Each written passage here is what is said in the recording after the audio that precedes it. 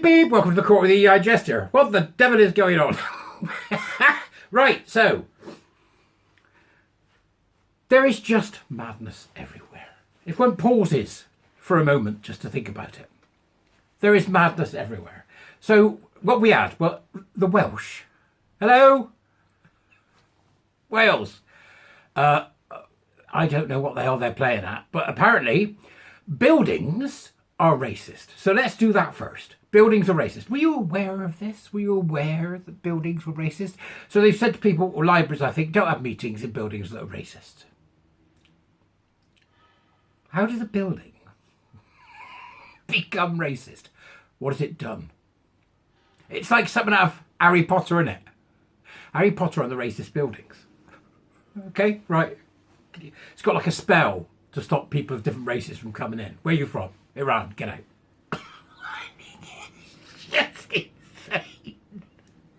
You know, like a spell. At the end, when they put the big dome over Hogwarts, what we do? Is the racist dome up? It is. It's up, is it? Yeah, those Yemenis aren't getting in. It's absolutely insane. We'll return to Harry Potter in a minute with more of my, I'm not even going to call this a train of thought because there isn't any track to it at all, right? So, can you imagine if we always thought that was a thing? Can you imagine? So there'll be a television programme coming along shortly. Instead of calling it Roots, they're going to call it Foundations. And it'll be a story of building racism throughout history. Not literally building, but buildings racism. The racism of buildings. And it's the story of a small cafe that falls to racism in the deep south. Just take a fly and leave it a rolling donut. All that nonsense. Yeah, and instead of guess who's coming to dinner, it'll be guess who's doing your plumbing.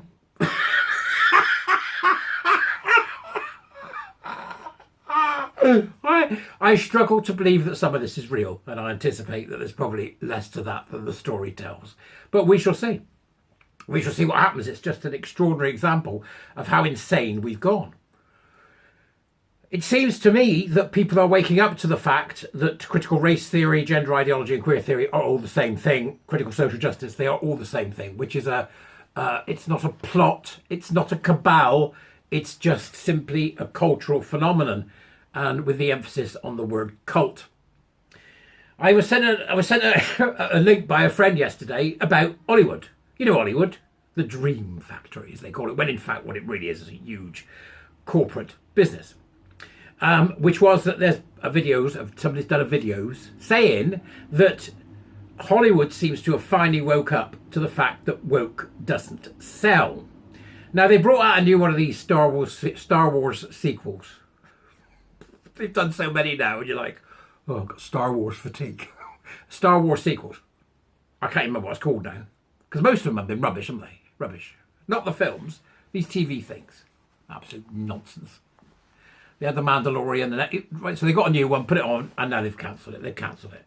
I think people are done with a lot of this, and I think Hollywood is reacting to what the people are saying. And I believe that anybody who is going to really revel in this kind of nonsense there's not the big enough number of them to keep somewhere like Hollywood happy. Hollywood is about making money, right? People go, oh, it's a dream factory. It provides us with some wonderful films, and it does, but it's just about making money. It's just a business. It's all about the bottom line. It's all about the bottom line. And they've done very well for a long time with the likes of Star Wars and Marvel, but I think the part is about to end. Okay? And it's interesting. Because it's an interesting phenomenon. So, from the perspective of Hollywood, we can learn a lot from what's happened in Hollywood, I think, just by asking some basic questions. So, think about films of the past, right? Like, Captain America, the Winter Soldier, for example, when it comes to all this kind of fantasy stuff they've been doing, where they can mess about with what they like. It all did very well. But recently, they've started to make sure it's Hollywood by sort of consensus. It's really weird. So, you've got to have one black person and three... Have we got a gayer? Yeah. Anybody who's disabled? Yeah. Somebody with, no bumpies. Right. So they're picking all these different intersectional bits, putting them all together and putting them in a film and going, now make the movie. There's a problem with that. Right? There's a problem with that. And the problem with that is that representation doesn't work that way. It simply doesn't, okay? And there's a problem with it because people aren't stupid. They'll see it. So what's happening is, in that process, is, for example, they bring in all these different people from different cultures, which is fine. They've done the same with the Harry Potter game, has got people of different cultures. The Harry Potter film has got people of different cultures, but it felt organic. What we're starting to see is something that doesn't feel organic. It feels fixed, and then people start going, it's just ticking a diversity box. It's just ticking this box. It's just ticking that box. So you end up with representation because you need to have the representation in order to be able to keep the funders happy who want this global multiculturalism to occur. That's what's going on. If I'm right, I may be wrong, mate. You know me, glad to be proved wrong. What's weird about it is if people are becoming sort of wise to this shenanigans, is in fact that what we're seeing is not an indicator of multiculturalism happening at all. It's an indicator of monoculturalism. So if you're looking at things from a purely money-making point of view and looking at what the corporates over in Hollywood are after, which is money, more money, and as much money as they can possibly get, then what we're actually seeing is heading towards a monoculture, not a multiculture. A monoculture in which each film is an identical makeup of the previous film due to diversity, inclusivity, and equity. Right? That's what you end up with. So what we're seeing is films come out. Now, I'm not a fan of Bollywood, right? So Bollywood's a huge, it was massive, the Indian film industry, and there's some brilliant films that come out of it. But I always struggle with the, right, so we've got a gang of people on the street and now dance. I always struggle with that, right? I always have. Although I'm getting better at not, because those films can be so good. But what we're seeing is this type of amalgamation of what we would see in a given film from a certain culture is being pulled together. So they're trying to get all the cultures in one film. That means they make one film with global success from one film rather than making 4 or 5 different films. Are you seeing where I'm going with this? So what they're able to do then is produce their product for less money and have it appeal to a larger audience. In order to do that, they're using representation, or they thought they were, which then means that we head towards a monoculture, where in fact the monoculture is based on the tick box rather than the fact that there are different people in it. So in other words, Hollywood is providing us with a monocultural film. And the monoculture is the leftist idea of oppression and axis of oppression and grievance and all the leftist crap that comes out of Hollywood and San Francisco. It's interesting though, isn't it? They're doing it for money. Now what's happening is, you see, there appears to be the public going, no, not bothering with that, thanks. It's a load of crap. Look what happened to Doctor Who. It's a load of rubbish. Not interested. You know why it's a load of rubbish? No, it's something not right about it. You can't quite put your finger on it. When in fact what it is, it's just an identikit left-wing nonsense that they've used to put it together, right?